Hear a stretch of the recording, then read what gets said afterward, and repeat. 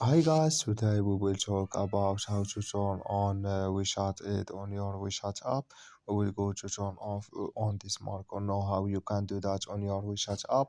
All you have to do, you just go down here, you click here on me, then it's going to take you to next window here, and you just click here on settings, then you come to settings window here or next window here like you say, then you just click here on friends permissions, then you come here to this window, you click here on methods for friending me, you click here and you come here to WeChat aid, you would click here on this mark, and like you see this color show for us, that's mean WeChat aid it's turned on now when this color show for us.